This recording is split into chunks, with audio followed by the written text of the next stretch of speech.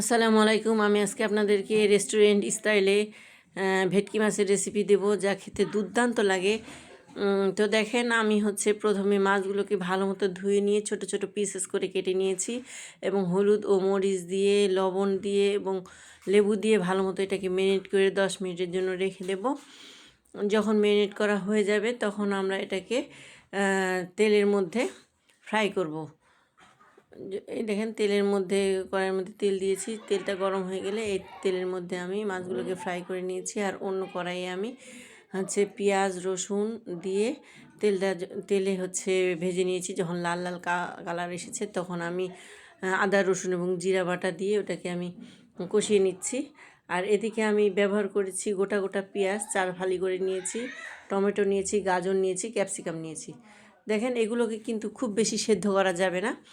Just একটু করে Chinese স্টাইলে যদি আপনারা রান্না করেন, যেরকম করে আপনারা চাইনিজের সবজিটা রান্না করেন, যে একটু একটু কাঁচা কাঁচা থাকবে, 70 বা 80% সেদ্ধ হবে এরকম। পেঁয়াজটাকে একটু আমি টেলে নিচ্ছি, খুব বেশি সেদ্ধ করব না। তারপর একে একে আমি লবণ দেব, হলুদ দেব, মরিচ গুঁড়া দেব, আর একটুখানি নাড়াচাড়া করব। নাড়াচাড়া করে আমি এর মধ্যে এক এক করে সব উপকরণগুলো দিয়ে দিব। দিয়ে আমি এগুলোকে কষিয়ে নেব। জাস্ট কত পার্সেন্ট বলবো, 50 বা 60% কষিয়ে নিলেই হবে, মানে সেদ্ধ করে নিলেই হবে। যখন কাঁচা কাঁচাই থাকবে এগুলো, খুব বেশি হবে না। এখানে আমি আবার লেবু দিয়ে দিচ্ছি। লেবু দিয়ে ওটা আমি আলাদাভাবে রাখলাম। আর এদিকে আমি ভাজা মাছগুলোকে একটা কড়াইয়ের মধ্যে ভালো মতো কষিয়ে নিচ্ছি। ওই যে উপকরণগুলো দেখেছিলেন সেগুলো আমি তুলে নিয়েছি, আর ওই তেলের মধ্যেই আমি এগুলোকে ভালো মতো কষিয়ে নিচ্ছি। কষানো যখন হয়ে যাবে তখন আমি ওই টমেটো, গাজর, ক্যাপসিকাম এগুলোকে, পেঁয়াজ এগুলোকে আমি এটার সাথে মিলিয়ে দিব।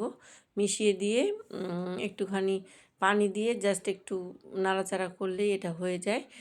একটু দমে রাখলেই, 2-3 মিনিটের জন্য দমে রাখলেই দেখবেন তেল ভেসে উঠেছে।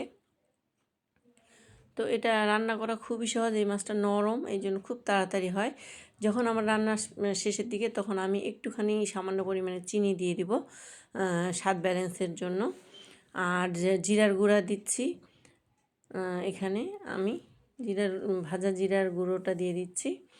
দিলে আর কয়েকটা ধনেপাতা ছিটিয়ে দিলেই আমাদের রান্না কমপ্লিট। এটা খেতে দুর্দান্ত লাগে। পরোটা, পোলাও, ভাত সব কিছুর সাথে এটা লাগে। এই দেখেন, বেরেস্তাও শেষ মুহূর্তে আমি দিয়ে দিলাম আর সার্ভ করে দিলাম। খেতে দুর্দান্ত লাগে। অবশ্যই ট্রাই করবেন। আল্লাহ হাফেজ।